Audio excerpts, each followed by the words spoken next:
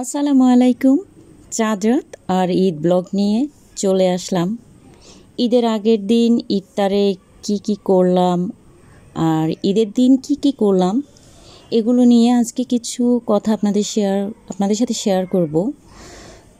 তো আমার আগের অন্য ভিডিওগুলোতে বলেছিলাম আমার হাজব্যান্ডরা 5 ভাই 1 বোন, বলতে পারেন বিগ ফ্যামিলি। কিন্তু ঈদ বলেন, যে কোনো ধরনের বড় অনুষ্ঠান, ছোটোখাটো অনুষ্ঠান, এগুলো কিন্তু আমরা একে অন্যের সাথে শেয়ার করি, যৌথভাবে উদযাপন করি। এটাই আসলে যৌথ পরিবারের বন্ধন বলতে পারেন। তো যদিও এখন আমরা আলাদা থাকি, কিন্তু এখনও কিন্তু একসাথে ঈদ পার্বণ এগুলো কিন্তু একসাথেই করে থাকি। তো আমার শ্বশুর শাশুড়ি যতদিন বেঁচে ছিল, প্রায় আমি 7.5 বছর একসাথেই ছিলাম আমরা সব জায়েরা।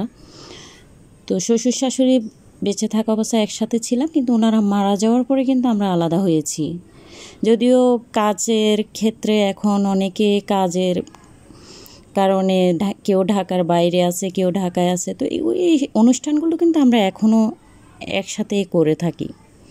তো যাই হোক, দেখতেই পাচ্ছেন, যেহেতু রোজার ইফতারের আয়োজন চলতেছে। তো ইফতারে যেহেতু আমরা অনেকগুলো মানুষ, মাশাআল্লাহ দোয়া করবেন। যেহেতু ঈদটা বলেন, যে কোনো ধরনের অনুষ্ঠানগুলো আমরা এখনও একসাথে করি। তো এই যে ইফতার বন্টন শুরু হচ্ছে, যেহেতু বুঝতেই পাচ্ছেন।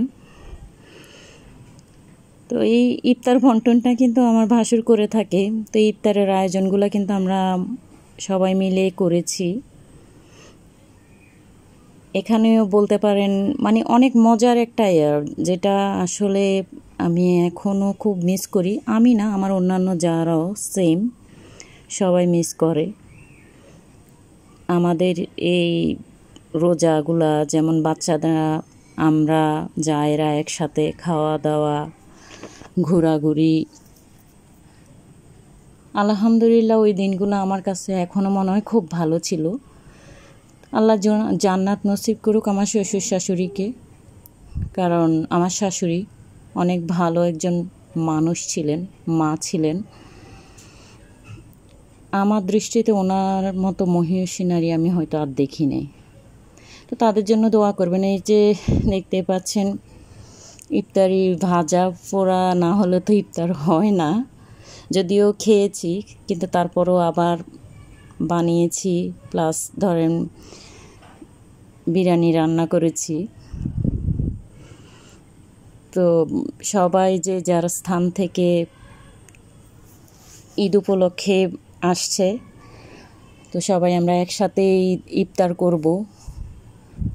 চিকেন ফ্রাই করেছিলাম, তারপর হচ্ছে বিরিয়ানি করেছিলাম, আর সাথে ভাজাভুজি তো আছে। এগুলা কিন্তু আমরা মানে আমার যারা আমরা কিন্তু একসাথেই করেছি। তো এই যে ঈদের দিনের জন্য প্রস্তুতি, সকালবেলা দেখতেই পাচ্ছেন, যেহেতু আমরা সবাই বড় ফ্যামিলি। তো এটা হচ্ছে তেহারি রান্না করব। তারপরে প্লাস ধরেন ঈদের যেহেতু চাঁদ রাত, তো আগের দিন রাত্রে চিন্তা করলাম যে কিছুটা কাজ গুছিয়ে রাখি। তো সেই জন্য গুছিয়ে রাখছি।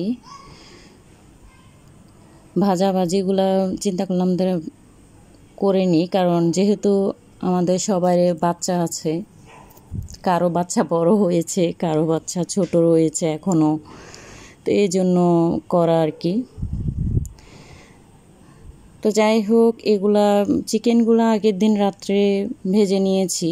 সকালে উঠলাম, এই যে গরুর মাংস, যেহেতু আমরা মাশাআল্লাহ অনেক বড় একটা ফ্যামিলি, এই জন্য এখানে প্রায় 12 কেজির মতো গরুর মাংস। তারপরে ভাগে ভাগে অনেকভাবে করা হয়, কারণ মেহমান গেস্ট আসতেই থাকে। মানে বলতে পারেন, আগে আমরা যেমন যৌথ ফ্যামিলি ছিলাম, অনেক গেস্ট আসতো আমার শ্বশুর বাড়িতে। আমার মনে হয় না এমন কোনো দিন যায় নাই যে আমরা গেস্ট ছাড়া খেয়েছি একটা দিনও। গেস্ট অলওয়েজ সব সময় থাকতো আমাদের গেস্ট। তো এটা আসলে আমার শাশুড়িকে আমি দেখেছি, উনি গেস্ট আসলে কিন্তু অনেকে মানে ইয়ে করেন, কিন্তু আমার শাশুড়ি কিন্তু উনি অনেক খুশি হতেন। তো সেই থেকে মানে নিজেরও ভালো লাগে যে বড় সংসার বড় ইয়া। তো এই তো গরু মাংসটা হয়ে গিয়েছে, এখন রোস্টটা করতেছি। যেহেতু মানুষ বেশি, প্রায় 50 পিস রোস্ট করব। মশলাগুলা দিয়ে দিলাম। আমি যৌথ ফ্যামিলিতে থাকা অবস্থায় আমার শাশুড়ির পরে কিন্তু রান্নাবান্নাটা আমি করতাম ম্যাক্সিমাম সময় বলতে পারেন। তো সে থেকে যে রান্না বসিয়ে দিলাম ঈদের দিন সকালে, সে প্রায় 5টার আগে ওঠা হয়েছে, যেহেতু মানুষ বেশি, খাওয়া দাওয়া বেশি। এই যে কাঠবাদাম, টক দই, এগুলা কিন্তু আগের দিন আমার সেজো যার বাসায় এখন আমরা সবাই ঈদ করি, উনি কিন্তু ভাবেই কিন্তু এগুলা গুছিয়ে রেখেছে। তো আমি সহ আমরা যারা আসছি, ওনার আসলে অনেক কষ্ট হয় আসলে গুছিয়ে রাখাটা বিশাল বড় একটা ব্যাপার, যেটা আমার সেজোজা, যদি আমি ওনাকে আপা বলি, তো আমার রেহানা আপা অনেক কষ্ট করেছেন বলতে পারেন। আমরা যতটুকু মজা করি, যতটুকু আনন্দ করি, মানে বলতে পারেন উনি এগুলার ম্যাক্সিমাম যোগান কিন্তু উনি দিয়ে থাকেন। এই যে দেখতে পাচ্ছেন, এগুলা প্রত্যেকটা বাজার করা, করা, যদিও একসাথে আগে করতাম, কিন্তু এখন ওনার বাসায় ঈদ করা হয়, আমার জায়ের বাসায়, উনি গুছিয়ে রাখেন।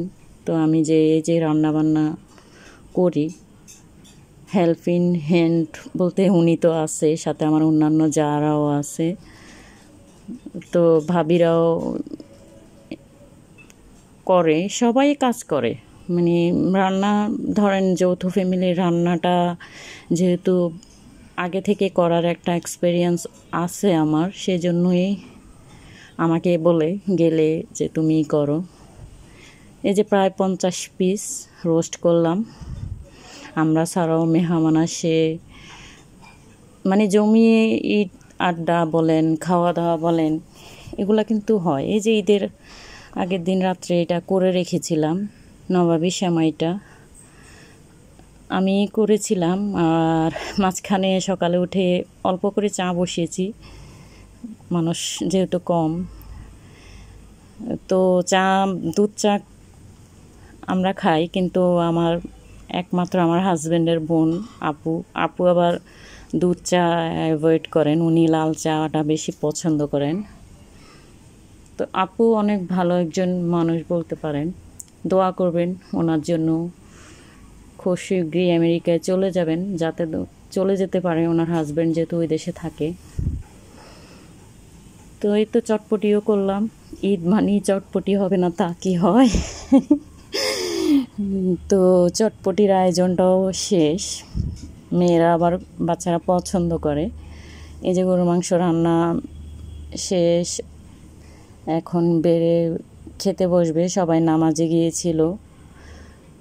তো আরও কিছু চিকেন ফ্রাই করবো বিকেলের জন্য, যেহেতু বিকেলে গেস্ট আরও আসবে, এখন সকালের টাইম। তো অলরেডি মানে খাওয়া দাওয়া শুরু হয়ে গিয়েছে। অনেকগুলা ভাগে ভাগে করা হয়, আমাদের গেস্টও আসে অনেক।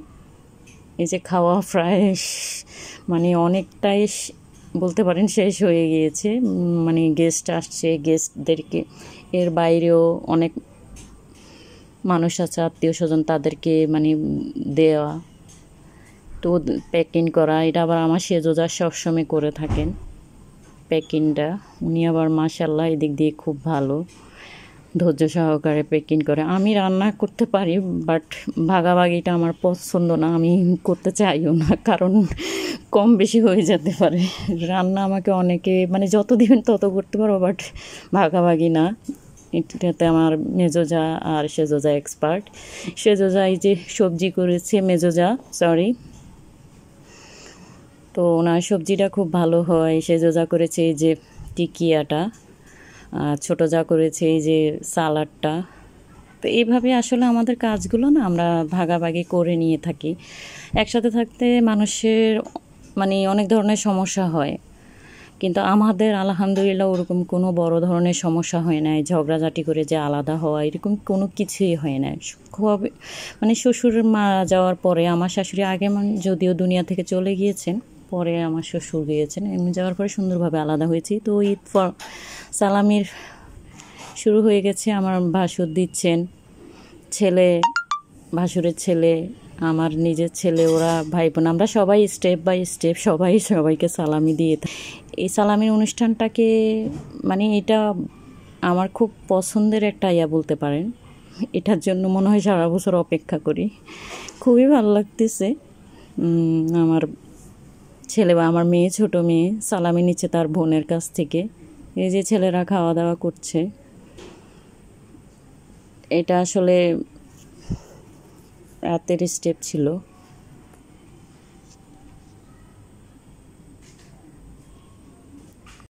ভাইয়েরা গেমস খেলতেছে, একসাথে হয়েছে অনেক দিন পরে। তো আপনারা সবাই আমাদের জন্য দোয়া করবেন, আমরা যাতে সব সময় এভাবে যৌথ পরিবারের বন্ধনটা একসাথে বজায় রাখতে পারি। সবাই সবাইকে ভালোবাসার যে একটা বন্ধন, এটা যাতে সবসময় থাকে।